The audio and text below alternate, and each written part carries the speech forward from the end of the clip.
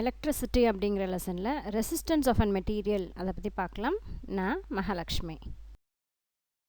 So இங்கே மேலே கொடுத்துருக்கக்கூடிய பேராகிராஃபில் என்ன சொல்லியிருக்காங்கன்னா, ஒரு நிக்ரோம் மெட்டீரியல் ஆகக்கூடிய ஒரு கண்டக்டரோ இல்லை அலுமினியமில் ஆகக்கூடிய ஒரு கண்டக்டரோ இல்லை காப்பர், ஃபார் எக்ஸாம்பிள் வயரை எடுத்துக்கோங்களேன், கடத்துறது கண்டக்டர்னும் போது கரண்ட்டு கடக்கிற எல்லாத்தையுமே கண்டக்டர் சொல்கிறோம். அது ஒரு நிக்ரோமோ இல்லை காப்பரோ இல்லை அலுமினியமோ இருந்தால் அதுக்குள்ளே பாஸ் ஆகக்கூடிய அந்த ரெசிஸ்டன்ஸ், தடுத்து நிறுத்தக்கூடிய அந்த ஃப்ளோ ஆஃப் கரண்ட்டை வந்து தடுத்து நிறுத்தக்கூடிய ரெசிஸ்டன்ஸ் பவர் வந்து ஒவ்வொரு பொருளுக்கும் மாறுது அப்படின்றத இந்த ஃபர்ஸ்ட் பேரால சொல்கிறாங்க நமக்கு.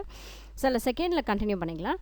Resistance of a material is its property to oppose the flow of charge and hence passage of current through it. So ஒரு சார்ஜ் வந்து ஃப்ளோ ஆகிக்கிட்டே இருக்குது. இங்கே எலக்ட்ரான்ஸுடைய ஃப்ளோவை தான் நம்ம கரண்ட்டுன்னு சொல்கிறோம். இப்போ கரண்ட் வந்து ஃப்ளோ ஆகிக்கிட்டே இருக்குது. அதை தடுத்து நிறுத்தி தன்னுடைய பாதைக்கு கரண்ட்டை எடுத்துகிட்டு வந்து யூஸ் பண்ணிக்கிறது, அதுதான் ரெசிஸ்டன்ஸ்னு ஏற்கனவே சொன்னேன். ஃபார் எக்ஸாம்பிள் லைட் எரியுது அப்படின்னா அந்த ஃப்ளோ, எலக்ட்ரிக்கல் ஃப்ளோ ஆஃப் அந்த எலக்ட்ரான்ஸ் ஃப்ளோ ஆகிறத தடுத்து நிறுத்தி அது வந்து லைட் எரியறதுக்காக யூஸ் பண்ணிக்கிறது நம்ம ரெசிஸ்டன்ஸ் அப்படின்னு சொல்கிறோம். It is different for different materials. ஒரு பொருளுக்கும் இந்த ரெசிஸ்டன்ஸ் அப்படின்றது மாறும். ஃப்ரம் ஓம்ஸ் லாவிலேருந்து என்ன சொல்கிறாங்கன்னா, ரெசிஸ்டன்ஸ் வந்து வோல்ட் பை கரண்ட் அப்படின்னு சொல்கிறோம். அதாவது V/I அப்படின்னு சொல்கிறோம்.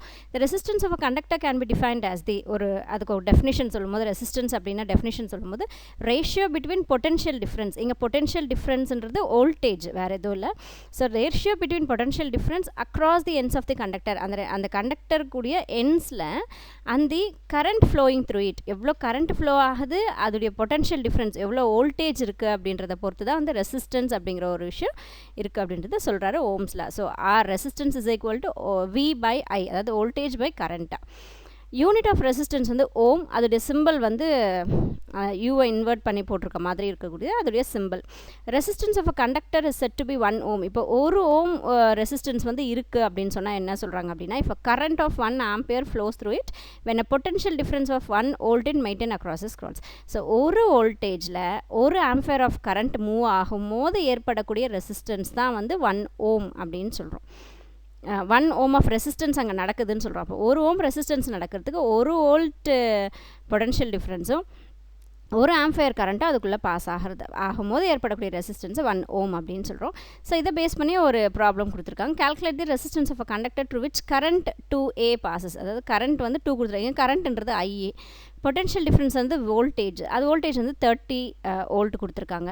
So current passing the conductor I வந்து இங்கே 2A, வோல்டேஜ் வந்து V வந்து 30. ஸோ நமக்கு ஓம்ஸ் லா படி ரெசிஸ்டன்ஸ் வந்து V/I. So R is equal to 30/2, 15 ohm.